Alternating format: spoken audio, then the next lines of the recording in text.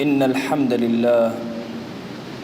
نحمده ونستعينه ونستغفره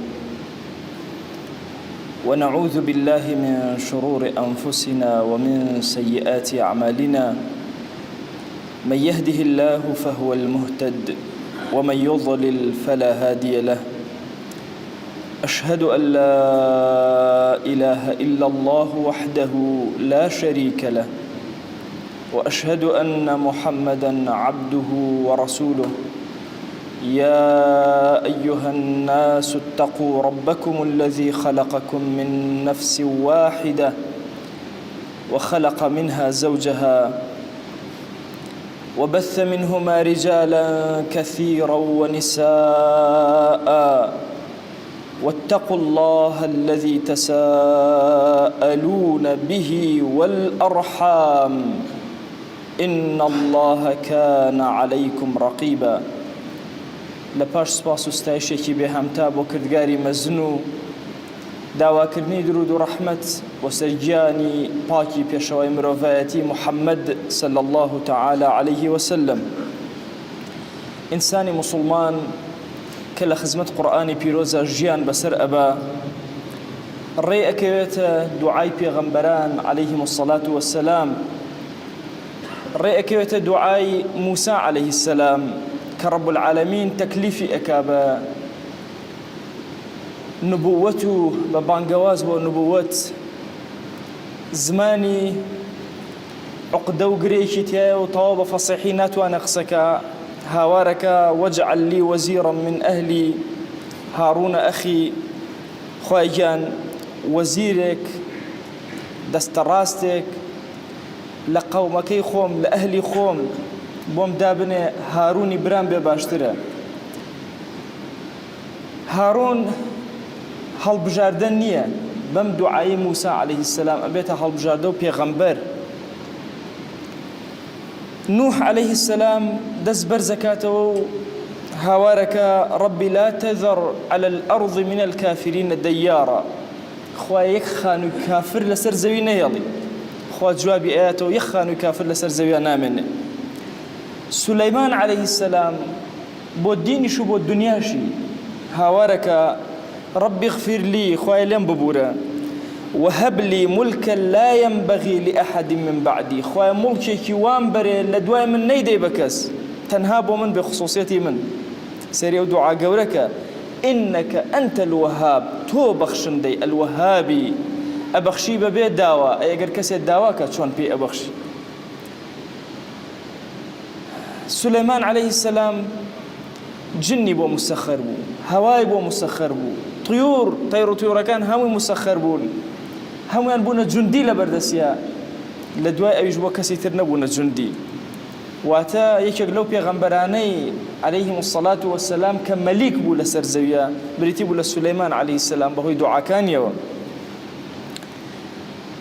ئێمەی ئیماندار لە ئەمڕۆیە لە هەموو کاتێ زیاتر پێویستمان بە دوعا هەیە. مەترسە داواکە لە خوا جەل جەلالی، دوعای بچووک مەکە، دوعای گەورە بکە، ئادابەکانی دوعا جێبەجێکە و بێ خەم و بێ خەوش. دڵت زەڕێک شتێک نەکەوە تەسەووڕکەی گیرە نابێ. هەموو دوعاکان بەرزکەرەوە بۆ لای خوا، مەترسە. دوعا بۆ خۆت، بۆ وەچەت، بۆ براکەت، بۆ ئومەتی پێغەمبەری خوا صلی الله عليه وسلم. دڵنیا بە دوعاکانت هەمووی گیرایە و جواب ئەدرێتەوە. خۆشەویستمانە فەرمێ إن الله حەیی کەریم. پێغەمبەری خوا صلی الله عليه وسلم فەرمێ خوا جەل جەلالوه زۆر حەیی و کەریمە، زۆر بە شەرمە، زۆر بەخشندەیە. يستحي من عبده أن يرفع يديه فيردهما صفرا. شەرمەکە لە عەبدەکەی ئەگەر دەسەکانی بەرز کردەوە بە خاڵی بیان گێڕێتەوە، قەت بە خاڵی دەسەکان ناگەڕێتەوە. خۆشەویستمان ئەفەرمێ إذا دعا أحدكم فليعزم المسألة. ئەگەر کەسێک لە ئێوە دوعای کرد بە عەزم و جەزمەوە بیکە، نەڵێ خوایەکیان ئەگەر مەیلت هەیە لەسەر ئەو شتە پێم عەتاکە، ئەگەر تۆ مەشیئەتت هەیە لەسەری پێم عەتاکە. مەترسە بڵێ خوایە پێم عەتاکە و بم دەرێ. ولا يقولن اللهم إن شئت فأعطني خوايا أجر تو ميلت هي بيم عطاك أجر تو مشيئته هي بيم عطاك أنا بعزم بالله خوايا بمدري ما ترسى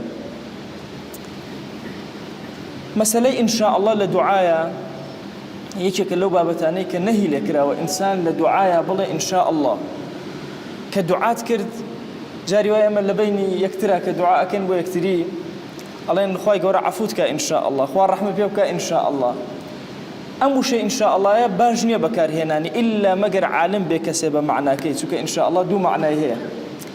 ابن تيمية رحمة خواي اللي كاتق لجنجي تتار ومغولة مسلمان كوبو بنا وفرموي إنا لمنصورون يا مسركوتين يارمتي دراوين يكي لقازي كان وتي قل يا شيخنا إن شاء الله بلا إن شاء الله فرموي إن شاء الله تحقيقا لا تعليقا أم إن شاء الله كمن إيليم يقينم هيك أخوات جوابي دعاك داومته تحقيقا إيليم وكو بركة بكاري إهنم أجرنا وكو تعليقنا إيليم قبل مخوا أجر مشيئتت هي إما السركوتين أجر مشيئتي خوا بناغ مشيئتي خوا لقد سركوتنا ويا علماء فرمون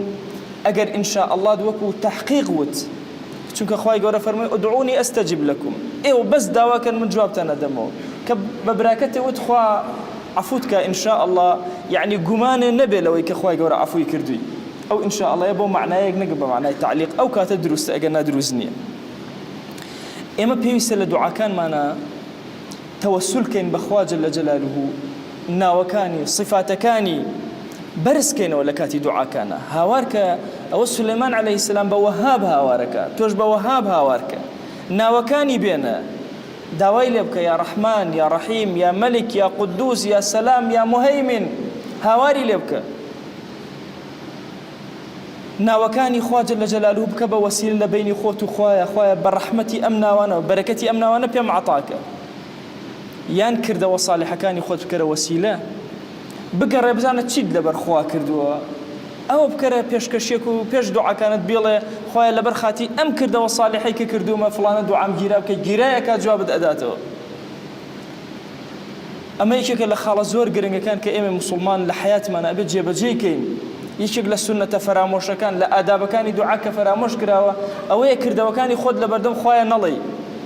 بزانه تشيت هي جيرابه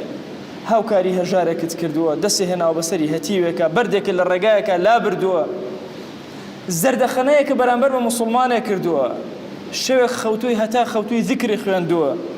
كهل صاوي قرزوقو والله برخاتي خواب ونجي بيانك جبجات كردوا بانجك دا ولا بيناي خوا كلمه قران خوندوا ولا بيناي خوا اما انا هم برس كره ولا بردسي خوتا شوي كاسبي حلالك ونو هرتو توشي حرام بن من الله كان خويا من لبرخاتي تو حلالم در خوادي من عالم دا يا الهي الروج خزانه سربيشي كردو تو عفوت كرد خويا من ام كرده وصالح ام هي وخزان هلايش كردو عفوم كر يا الهي فلانشتم في عطاك ما بيد عطاك مساله دعاء كردن باعمال صالح خوت يشكل كرده وزور باشكان وزور مرجكاني قبول بوني دعاء يشكل وش ثاني فراموش ما كردو سفريك كي سياحتك اكي لم سياحتها خويا جان لبر خاتيتو ويستو من الله نم توزد الخوش بنات مدرو ابم كرده وصالحم داوديك ابم روحوا كسي مسلمان سفري سياحتي خوتني جياني مردني هموي لبيناوي خويا جل جلاله بويا ابي كرده وصالحه كانت برسكيته ولا بردم رب العالمين ناوكاني خوابيني لبردم خويا جل جلاله هتاوكو دعاء كانت جيرابه لتقبول كري لدور جيري زور كرده وهي خفيه هستي بيناكي بلان باجرك زور قوره بوت المسري خوت شوي خوت باكو خاوينكي نظافه بشكل ايمانيتو الطهور شطر الايمان نيوي ايمانيتو باكو خاوينيه خويا بو خوشودني كردم ككز اگاي لنبو تو نبي لبر خاتيتو كردم اوي شكلو كردواني كزور اخلاصيتي علماء فرمون اگر اتوي بدوا اخلاصي خوتا ويلبي سيري طهارتي خوتك چونکە طهارەتی تۆ کەس پێی نازانێت سەیری ڕۆژوت کە چوە کەس نازانێت تۆ شکان و تەنەتشکان بووە بۆیە لە فەرمایشتێکە ئەفەرمێ الغسل ئەمانە الوضوء ئەمانە دەست نوێژگرتن ئەمانەتی خۆیە بەسەر تۆوە خۆشوەردن ئەمانەتی خۆیە بەسەر تۆوە دەی بزانایە عەبد هەر یەکێک لەمانە بکەیتە وەسیلە ئیلا هەر ڕەب العالەمین جواب دەدات هەمووتان داستانی ئەو سێ کەسەتان بیستووە کە لەناو ئەشکەوتێکە گیریان خوارد هەر کەسە ئەعمالێکی صالحی خۆی وت کەمێک لە ئەشکەوتەکان بۆ کراوە تا نەجاتیان ئێمەی ئیماندار زۆر پێویستمان بەم لایەنە هەیە زۆر کات لە مەشغەڵەتی خۆمانە نیەتێکی جوان ناهێنین تا لە کاتی دوعا بیرمان کەوێتەوە چ کردەوەیەکمان بۆ خوا بۆ چیمان بۆ خوا نەبووە بۆیە غەزالی ڕەحمەتی خوای لێبێ ئەفەرمێ ئەگەر سەدەقەت کرد نەیکە یەکسەر بوەستە بیرکەرەوە لەبەر چی ئەم خەیرە ئەەکەیت نیەتی لێبێنە ئینجا بیکە وستە قسەیەکی خێرکەی لە مەجلیسێکە مەیکە بوەستە تۆزێ نیەت لە دڵتا ساغکەرەوە خوایە لەبەر تۆ ئەمە ئەڵێم ئینجا بێڵێ بۆی چێژی لێ وەرگری لەو کاتەکە ئێڵەی دواترش لە دوعاکانە بێتەوە یادت بزانی چی ئەەکەیتە تەوەسل و بەرزی ئەەکەیتەوە لە بەردەم ڕەب العالەمینە ئەمان هەمووی ئادابی دوعان کە ئێمە موسڵمان ئەبێ وێڵ بین بە دوایانە هەتاوەکو دوعاکانمان گیرا بێ بە حەیاتی قەدەر حەذەری ئینسان لە قەدەری ئینسان کەم ناکاتەوە ئەفەرمێ فەرمایشتێک لا يغني حذر من قدر قد حەذەری ئینسان خۆی بپارێزێ نەچێ بنمونە قەت سواری سیارەمە بڵێ وەڵا بۆی تووشی قەدەری حادسەی سیارە نەبن کە قەدەرەکە هات لە ناو ماڵەکەی خۆتا بیسیارە لێتەدا قەدەر حەزەر گۆڕانکاری بەسەرا ناهێنێ واجبە لەسەرت حەزەرکەی بەڵام هیچ تەغییرێکی بەسەرا نایە یەکشت کە قەدەری تۆ بگۆڕێ بریتێ لە دوعا بۆیە پێغەمبەری خوا صلی الله عليه وآله وسلم ئەفەرمێ والدعاء ينفع مما نزل ومما لم ينزل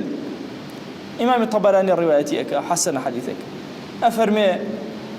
دعاء فائدة هي لو بلاني كهاتون تخوار ويستوي تياي لو بلاني كهشتان هاتون لما دوادين بدعاء صد ابن نامنا أفرمي وإن البلاء لينزل فيلقاه الدعاء بلا جاري وهي بزور قرسية تخوار ودعاء كانتو برابري أوسنوا هردو شامبيك وشانا أكن إلى يوم القيامة فرميها تاروجي قيامة دعاكيتو لقال أم بلا شانا أكن يالي بلاك بيت السرزوي بلاك لا أسمانا أوستي وحتى قدري تو ممكنة بدعاء بقور بوي هريك لإيمة مسلمان أبي زور آقامان لبي لو دعانيك برزيان أكينو ما ترسل لو يتشي الله لبردم خوايا جل جلاله خاواني همو دا صلاة كان همو كاركان همو لبيني كافنونيكي أوايا إتتو خمي شيتك الناوري دعاء كانت كي بو أولاد كان دعاء قوربك تصور كي أما الدعاء لبو من الله كمان بكين أرين خوايا كان صالحي بك أما زور دعاء كبار نازان شيتر بلين بس الدنيا ناكين جارك أبو سفيان وهند بيك وستابون معاوية لبردم يعني أبو كوت أبو سفيان وتي هاوار بوتو بوتي أكوي من بتمام بتكما قوري قريش هند قسكي لزمان قرتوا وتيوتو باسي شيكي من كما قوري همو عربتو يكيتا قوري قريش قسكي هند هاتا دي لأخيرا معاوية رضي الله تعالى عنه بقوري همو عرب بوي إنسان وتصور لك أمن عليك هاتا دعانك بسوكي دعاي قوري بوبك بوي بهوي دعا كانوا برز بيتوا هريك لإيما لجياني خويا هند جار ظلمي لي أكري ولو ظلمك زور بتشوق بيه هما نست مظلومين راتبك ودواءك أو كما بيتوا مشاكل بو دروس به إتو مظلومي داول رب العالمين ك في غمري خوا صلى الله عليه وسلم أفرمي سيك سندو عكان قد ردنا بد يكم دانيان أو كسيك مظلوم ظلمي لي أكري ولو ظلمك زور بتشوق به هيج حجابه لبيني أو لبين رب العالمين النامن دعاء كان يجرى بلان سبحان الله جاري وهي أم ظلم اللي أكره أمادين صدشت بنوسين لفيسبوك وميزبوك ناتوانين دو دعاء كين لبردم رب العالمين شكوان بو الدنيا مانا كشوف شي دنيا أما لبرخاتي رب العالمين وتغييرتها قرانكاريتها مليكك ظالمتها هاوارك لرب العالمين مليكك عادل بدات هريكك لإما أو دعانا ببرسكاته وكبوي بمظلوم يان بوي بمسافر تخوا إما تشنك سفرك علماء فرموا سفر دو جورة سفري كرد ودرج ليرة هتا خرمال بروبي وتا سفري كرد للشريعة زيادة الروشتي تا 8 كيلومتر بيوتا سفري درج چند سفر أكين وسياحة أكين وأقرن شوار دعانا أكين في غمري خوا صلى الله عليه وسلم أفرميك لواني دعاء ردنا بتو دعاء مسافرة أتشي بو السفرة بو السياحة بو قران بو كار بو كسابات دز برسك ولا بردم رب العالمين تو قريبي لخواوا ما تقول أنا سفر وسياحة خود توشي جناه كي بآداب إسلامي بربو سفر وسياحات الدز برسكوتو قربه هي لقى الخوايا دعاء كان الجراء به سيهمين كسلواني دعاء كان رتنا بتو دعاء الوالد لولده دعاء باوك بو من علىكي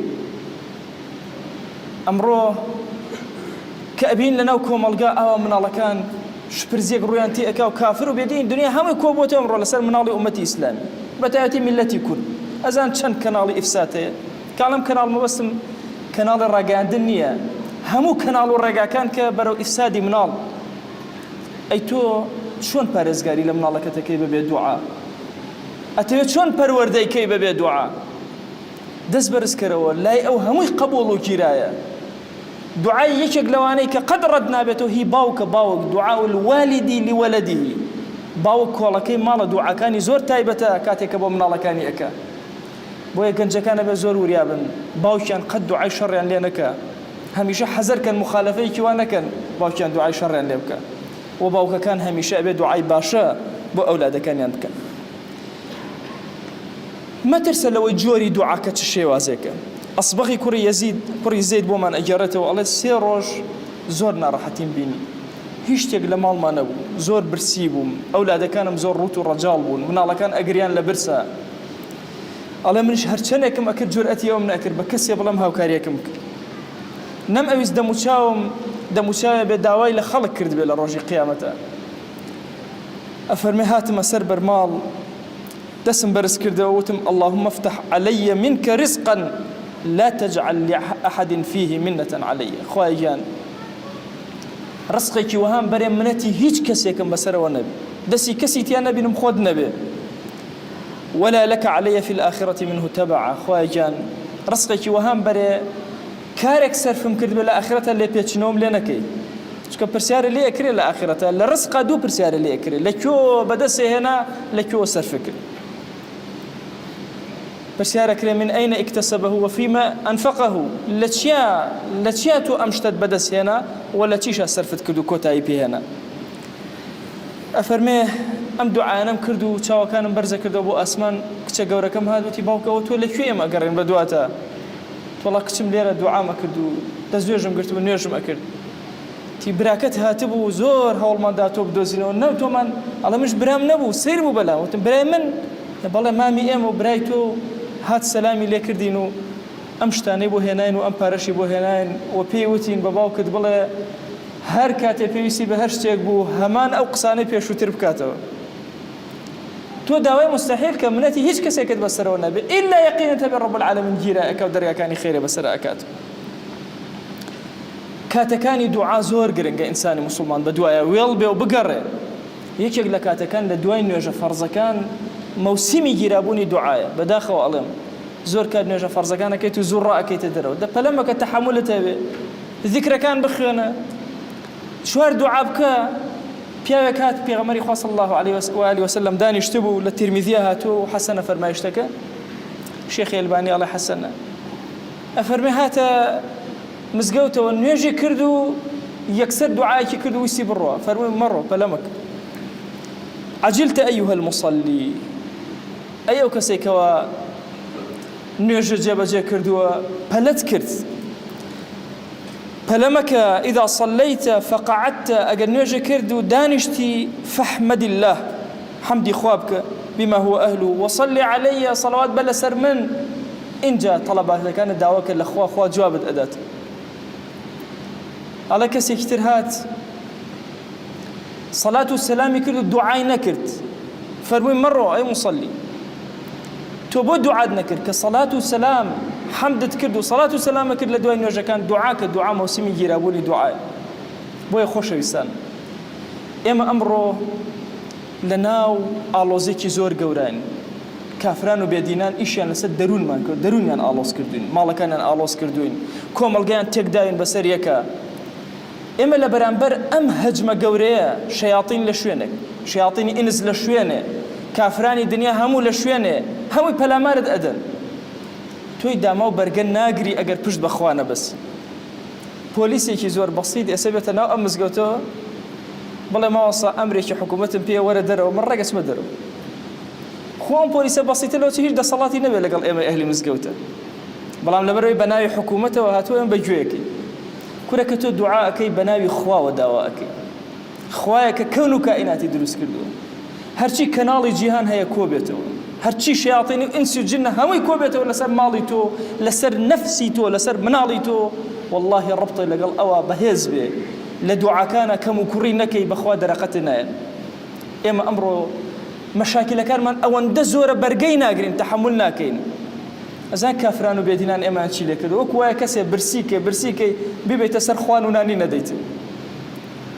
نفسي خلقي جاران زور طبيعي بو چەند شتێکی بەسیط ژیانی بەسەر ئەبن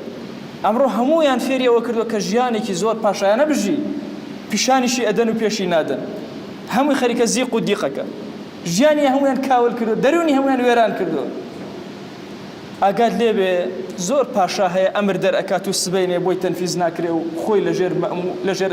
مەئمورێکی ترایە و محاسەبە و کتابی لەگەڵا ئەکرێ بۆیە بینی خۆت و خوا زۆر بپاڕێرەوە زۆر بلاڵێرەوە بۆ هەموو شتێکی ژیانت سيدنا أبو بكر أفرمي شتێکی بچووک دەرزێکمان لێوان بۆیە دوعامان نەکرد خوای گەورە پێمان عەتاکات ئەی ئەم هەموو نیعمەتە جوانەیە ئەمە ڕوا نابێ دوعاکەینەوە رب العالمین پێمان عەتاکات ئاوت کەم ئەبێ بیرت کەم ئەبێ ئەبینی قەتەڕاتی ئاسمانت ئەوەستێ ئەی کوا دوعات خۆت بە کەم مەزانە مەڵێ گوناهبارم یەک وەلی نییە لەسەر ئەم زەویە گوناهبار نەبوو تۆی ئەهلی مزگەوت ئەمڕۆ یەکێک لە ئەولیای سەرزەوی کێن ئێوەن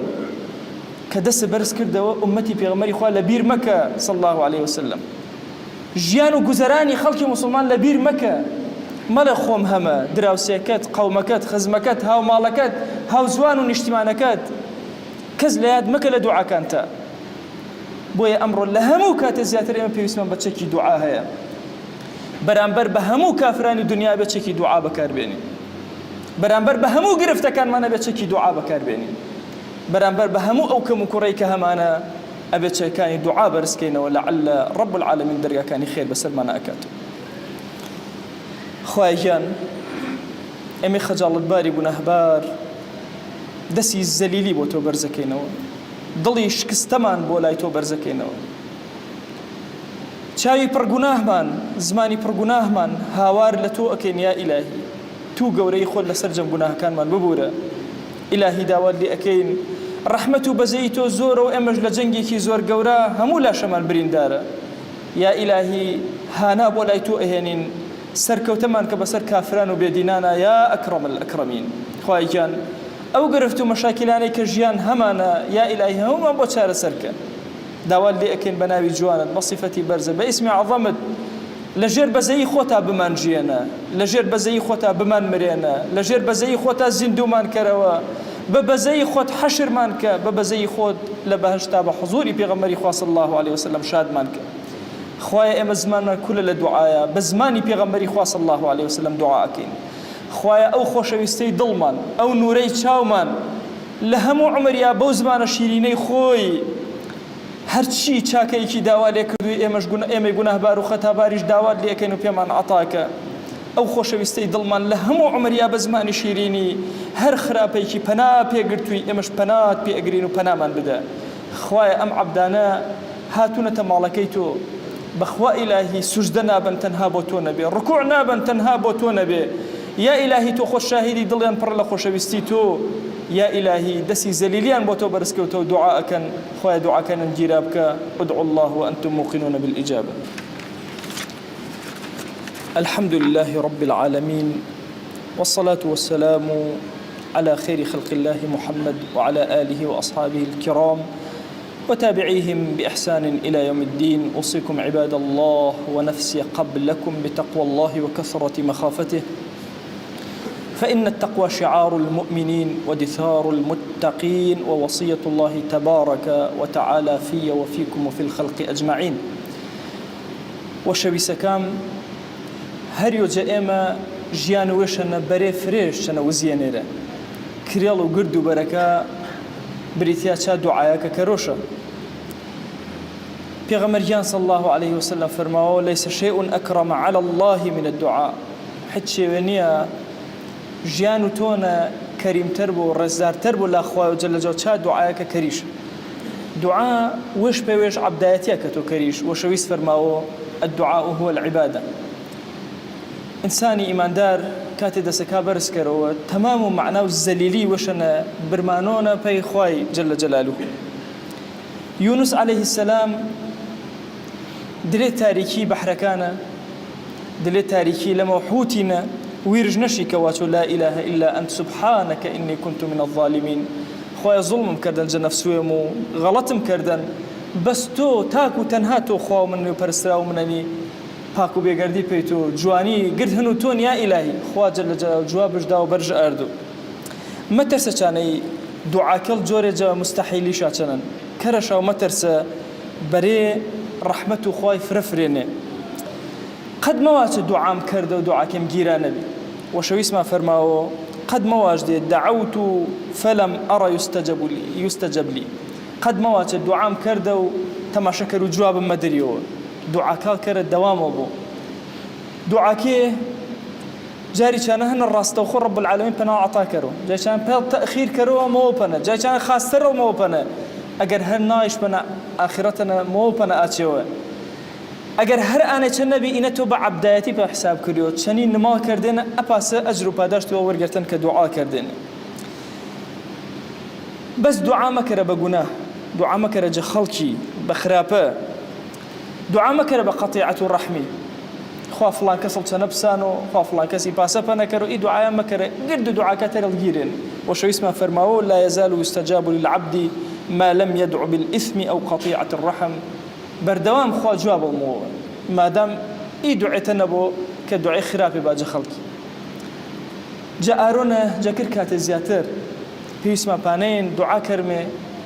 دلئي شبهات والشهوات قورينا كقردوا لا شو ضلوا درون ويانش برنداري كردن فساد جهاني آرو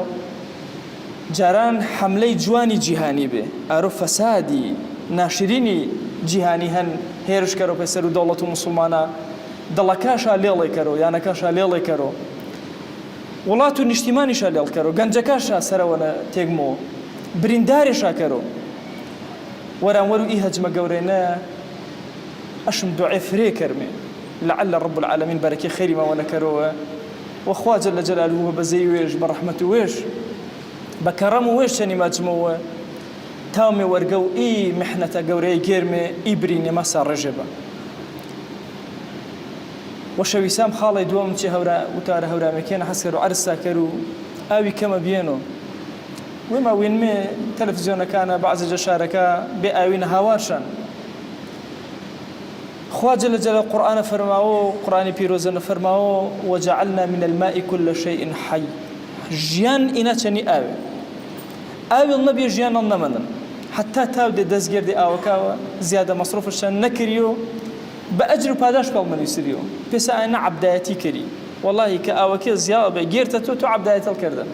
همسا كال إسفادة جوانا كرو طيرو طيور إسفادة جوانا كرو هر شيء جواي وإسفادة جوانا كرو تو أجر اليوان ورو أنا إيمان دار أشوف فرب جواني ما ملا كرمي بتابتي خلقي كمشاركة شهن آوي نبيو أجر إني بيو أشوف أقدر با كسمة جكسي ما محاورة نكرو فرتر برو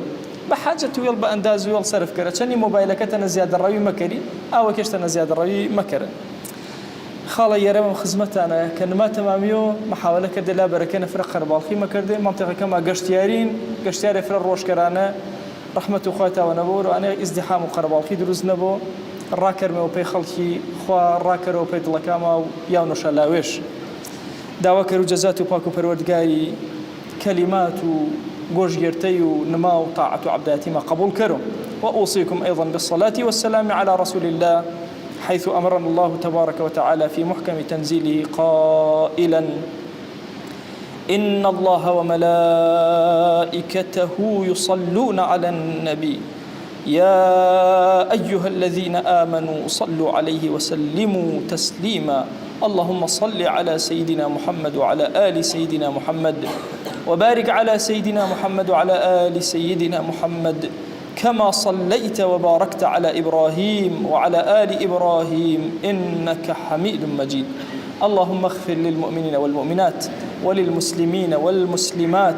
ولمن أنشأ هذا المكان اللهم أعز الإسلام والمسلمين وأهلك الكفرة والملحدين اللهم انصر من نصر الدين واخذل يا رب من خذل الإسلام والمسلمين. اللهم آت نفوسنا تقواها فزكها أنت خير من زكاها، أنت وليها ومولاها. آمين آمين، والحمد لله رب العالمين، وصلى الله على سيدنا محمد وعلى آله وصحبه وسلم.